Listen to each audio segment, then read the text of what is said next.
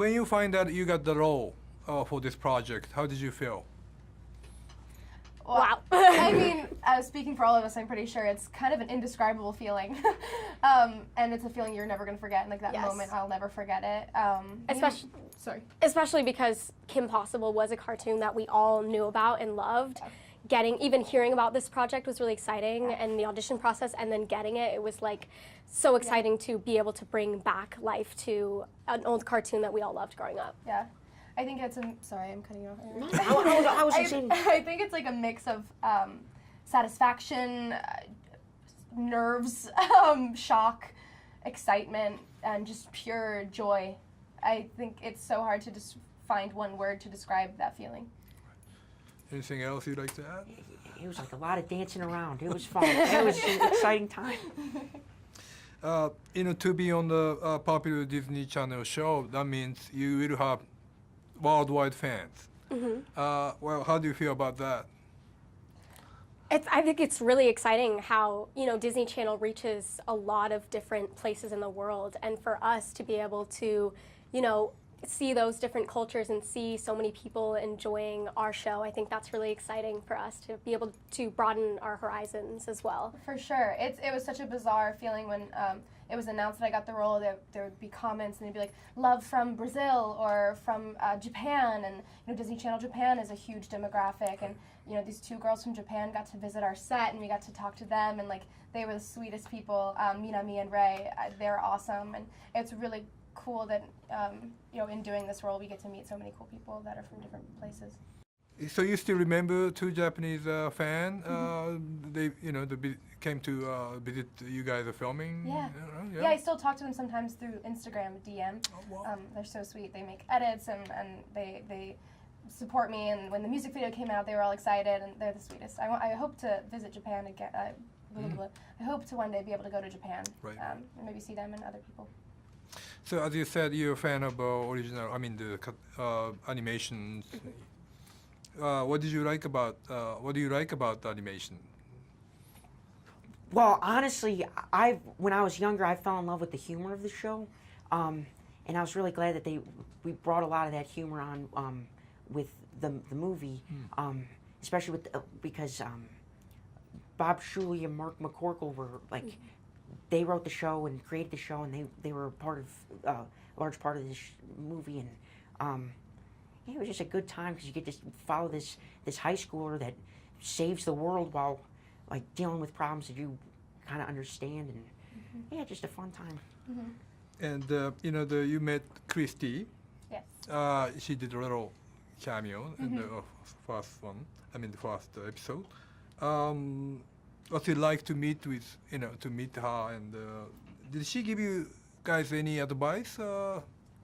Yeah, Christy was so much fun. She is amazing. When I first booked the role, she reached out to me through Instagram and email, and she immediately was so supportive. And I think, being a new actress, that was really reassuring to me to kind of get her blessing. Playing this character that she played for 4 years, or it was 4 years, right? And that's.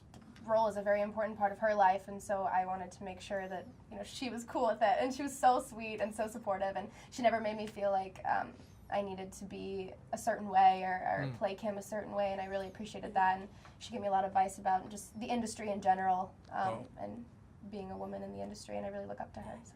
And the scene that she was in on set was one of the most fun scenes. It was so also the first time that I kind of had my whole makeover and came out in my mission suit, and so to also have her there, it was a really exciting day, and I think that she has a really fun little role in the movie, and just how she is so supportive of the movie is really important because it, is paying tribute to her and her incredible show. So for her to say that she's supportive and be so nice to us, it was really incredible. And the original fans of the cartoon are gonna love that she's in it, and and love that she gets a little moment in there.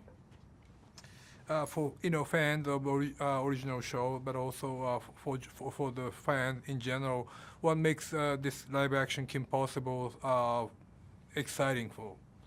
Maybe if you can mention a couple highlights of the show, I mean, a lot of great stuff in the show. Yeah. But I think something that's so awesome about our movie and about the cartoon is that it has something for everyone.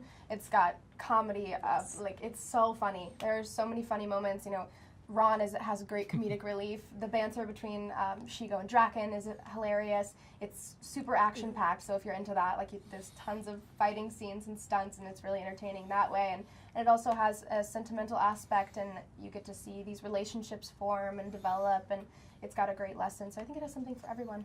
And I think especially for the fans who watched the show growing up, there are little things like Kim's gadgets and the nostalgia of that, and then the relationship between Kim and Ron, and then also for the new audience, there's a new character, which is who I play, Athena. Right. So it's really exciting for people to see that and breathe a new energy into the original cartoon series, and I think that both new and old fans are going to enjoy the movie a lot. Plus, you get to see a lot of the characters from the original series that just really kind of cements it in the whole Kim Possible world, which is really nice. Right. Yeah, briefly, could you talk about the approach to the role? You know, like preparation. What do you have to do?